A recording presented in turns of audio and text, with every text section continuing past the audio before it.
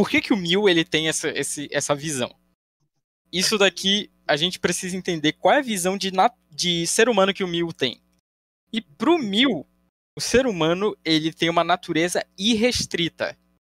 Isso, inclusive, é o termo que eu estou utilizando do Thomas Sowell, mas explicando de maneira bem simples. Pro Mill, o ser humano ele é limitado pelas condições. Então ele vai... Eu não lembro se ele argumenta no segundo capítulo, mas ele vai dizer um pouquinho mais à frente que beleza, mas se o cara é mais simples, se o cara é um porco, digamos assim, um cara mais simples, ele não vai ser plenamente satisfeito, não vai ser plenamente feliz. Beleza, e como é que a gente resolve isso? O Mill fala, é só investir em educação. E é literalmente esse o argumento dele. Tipo assim, ele pode até expor isso em outras obras, eu não sei exatamente se ele expõe, mas ele tem uma visão muito positiva da capacidade que a educação tem em transformar as pessoas. É aquela ideia de que se você acordar às 5 da manhã e tomar banho gelado e ler um monte de livro e fazer exercício, você vai ser uma pessoa feliz. E que você vai ser não só uma pessoa feliz, mas uma pessoa mais... Ele não utiliza esse termo, mas não é uma pessoa superior, né? Ele tá falando.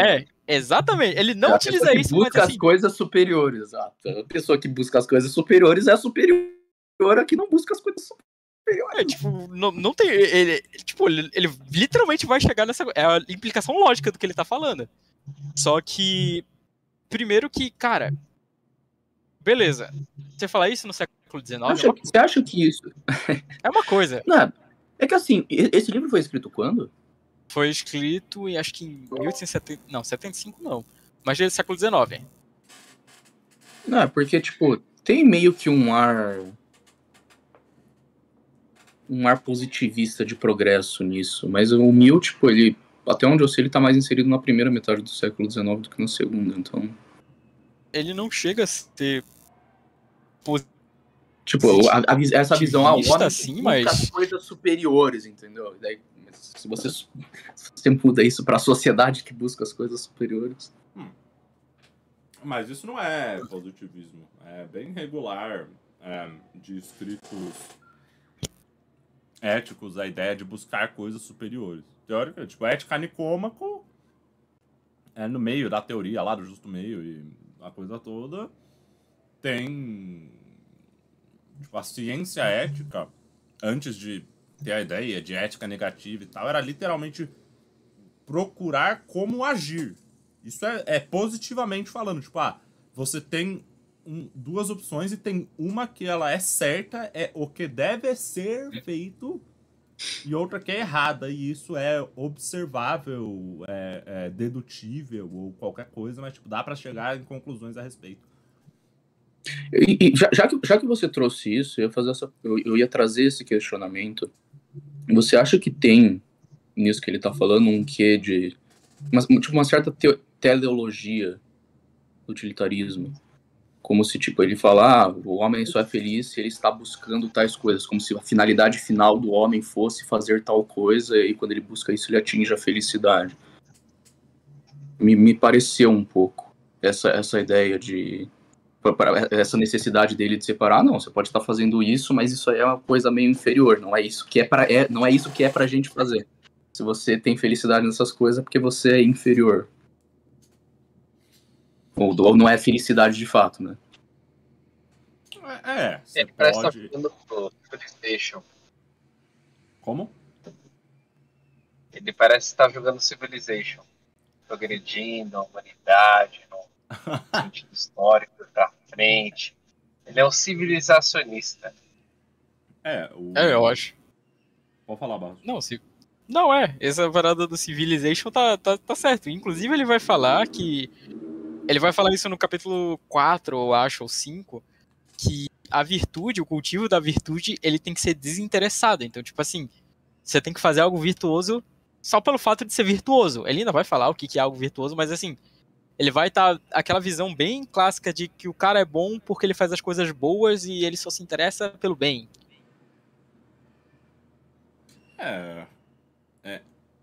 Isso, de novo, não é exatamente uma coisa particular do John Stuart Mill, né? Inclusive é uma tese kantiana, assim, provavelmente a pior, especialmente se ela for mal interpretada, na fundamentação da metafísica dos costumes, que o agir ético ele tem que ser um agir desinteressado, ele tem que cumprir a finalidade de ser ético. Ele é bom porque ele é bom por definição, não é porque ele atinge nada. Mas, ao mesmo tempo, isso soa pra mim como o absoluto oposto do que o Mill tá propondo, né, como utilitarismo. É que é complicado, porque ele escolhe uma abordagem de que ela quer ter o bolo e comer também. Então quer dizer, tipo, na minha filosofia, uma coisa é boa à medida em que ela deixa as pessoas felizes. Aí você fala, tipo, e se eu fumar crack o dia inteiro e me fizer feliz, essa coisa é boa. E eu, Milton, não, aí não pode. Aí, tipo, tá, então a sua filosofia é arbitrária. Você quer falar, tipo, não, olha, ela é empírica e baseada em fatos e dados da realidade, porque ela não versa sobre o dever ser. E ao mesmo tempo você fala, não, mas fumar crack não é bom pra você, então você não é feliz de verdade. Porra, aí... Ele vai falar, eu ia falar isso, pra mim me parece muito que ele decidiu primeiro o que são as coisas que ele acha que são certas a fazer, e depois ele foi pensar, como é que eu justifico isso agora? Aliás, não, buscando a felicidade. E quando a felicidade leva você a fazer coisas... Não, aí não é felicidade de verdade, aí tem que mudar. Não, ele até lida com essa objeção, mas assim, eu acho que ele lida muito mal, porque a principal, ele vai falar um pouco disso nesse capítulo, mas no terceiro e no quinto, não, no quarto. O principal argumento dele é dizer o seguinte, cara, os princípios fundamentais das ciências humanas não podem ser provados. Então, tipo assim, você não tem como dizer por que é errado matar. Você vai ter um monte... Ele literalmente fala, você tem várias explicações e, teoricamente, todas essas explicações são válidas. O que ele vai falar é o seguinte, o utilitarismo é o que funciona na prática. Você pode até pensar, não, é errado matar... E ele utiliza o exemplo, por exemplo... O exemplo, por exemplo, é foda. Ele utiliza o exemplo da lei de Moisés, lei mosaica dos hebreus, que ele fala assim, os caras podem até seguir aquela parada, mas na prática eles estão sendo utilitaristas. Porque, efetivamente, essa discussão vai ficar um pouco mais pra frente, quando ele vai falar sobre justiça, mas o ponto dele, do utilitarismo, é que na ponta do lápis, assim, é tipo, mano, é porque você tá sendo utilitarista, foda-se. E ele não tem muita... Apesar do primeiro capítulo ele inteiro falar sobre fundamentação, ele não tem muita fundamentação de dizer por que as coisas boas são boas. Ele fica faltando aí. Na verdade, pra mim, pelo menos, tipo, não tem nenhum texto filosófico que seja proveitoso enquanto tá tentando explicar por que não matar os amigos é bom. Tipo, se você for pegar de novo, pra mim, foda-se.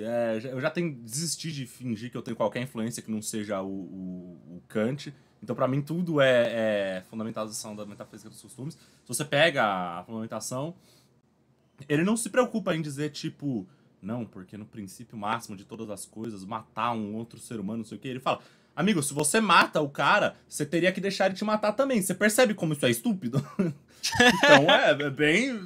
Você fala, realmente você tem um argumento contundente aí. Mas tá bom, mas pelo menos no fundamento da metafísica tudo bem, tipo, é a mesma... Eu entendo isso, tipo, apesar de que eu venho da área da matemática e literalmente teve um livro de 300 páginas que foi escrito com o único propósito de provar que 1 mais 1 é igual a 2. Agora, a maior parte dos matemáticos vão, tipo, mano, você tá vendo que 1 mais 1 é igual a 2, né? A partir mais pra frente. Mas a questão é que existe um jeito de você fundamentar isso, né? Então, mesmo que Kant não use o imperativo categórico para mostrar que matar gente é errado, é uma consequência direta do imperativo categórico que matar gente é errado. Entendeu? Então, existe a possibilidade dessa justificativa. É que, tipo, o primeiro... você ter essa... Pra você apontar, você precisa fundamentar o porquê matar os outros é errado, você precisa fundamentar tudo. Você precisa fundamentar o que você quer dizer com errado, por exemplo. O que é a coisa errada? O que é a coisa errada é aquilo que causa mal. O que é causar mal? Aí, você pode dizer, por exemplo, em teoria, se você fosse fazer isso a partir do imperativo categórico, seria, causar mal é você ser um contraventor da lei moral, que é a mesma lei moral que sustenta a sua liberdade, Porque pra você ter liberdade, você precisa ter liberdade de agir. Se você fere a liberdade de agir de outra pessoa, você tá ferindo. Você está literalmente fingindo esse mesmo princípio da liberdade que te permitiu feri-lo em primeiro lugar. Então, lógico que o Kant ainda tenta não falar, tipo, então por propósitos práticos. Mas se você quiser cortar a argumentação aí, você já pode dizer. Então, por propósitos práticos, pra você não cair em contradição, faz sentido você não atentar contra o princípio da ação que te permite agir em primeiro lugar. E isso, em geral, vai dar resultados mais sólidos em termos do bem-estar geral das pessoas do que você tentar usar qualquer desculpa para tentar torcer essa lei de modo que faça sentido você ser agressivo, você iniciar violência ou o que quer que seja, né? Lógico que, tipo, tentar fazer qualquer coisa a partir do fundamento da metafísica dos costumes é complicado, porque o fundamento é só o fundamento, ele não é a metafísica dos costumes. Essa aí, infelizmente, o velho se foi antes de escrever, né? Mas isso deixa de ser utilitarismo, de uma certa forma? Porque você tá usando o princípio de acordo com a utilidade dele. Quer dizer, por que eu uso? Pô, porque eu acho muito legal a ideia de que eu consigo sair de casa sabendo que eu não vou ser espancado. É muito útil pra mim essa ideia de... Não, sim, existe uma utilidade de você, tipo, saber que se você não sai matando todo mundo, meio que significa que as pessoas também não vão sair te matando. Mas eu acho que a questão que diferencia é que o fundamento, na verdade, não é o fim do que essa ação promove, né? Então, por exemplo, suponha que tem esse cara que é muito mal, e se eu matar ele, eu vou salvar a vida de tantas pessoas. Você não está se preocupado com o que a sua ação vai dar, você está se preocupado com a ação em si. O Mill está muito mais preocupado com qual é o fim dessa ação, o que isso vai dar de resultado prático. O Barros falou, né, que ele não é exatamente materialista, mas é quase que como tipo, o resultado material da sua ação. Exato. Ele vai falar que, tipo assim, o propósito de toda... não é propósito a palavra que ele usa, mas vai dar no mesmo. O propósito de toda ação do ser humano em sociedade é justamente atingir a felicidade ou algo que leve a ela, ou meios para atingir ela.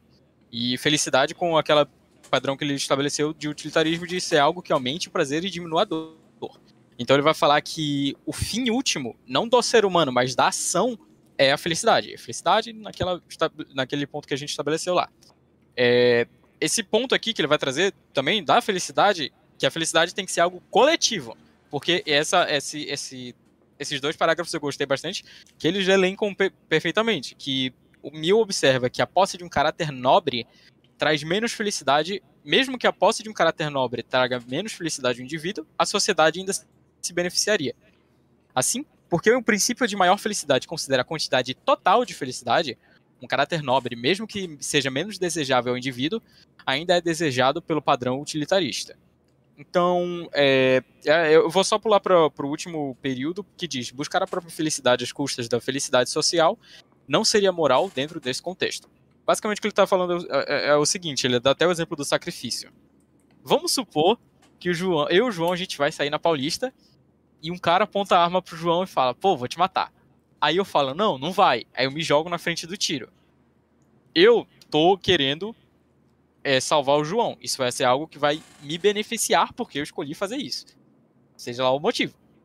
Se eu consigo salvar o João, eu me beneficiei. Então eu fiquei feliz. E eu aumentei a felicidade geral. Por quê?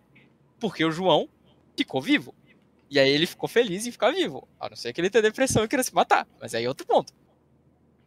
Agora, se eu tento me sacrificar pra salvar o João, mas mesmo assim o João toma o tiro, o meu sacrifício não valeu de nada, e isso não vai aumentar a minha felicidade.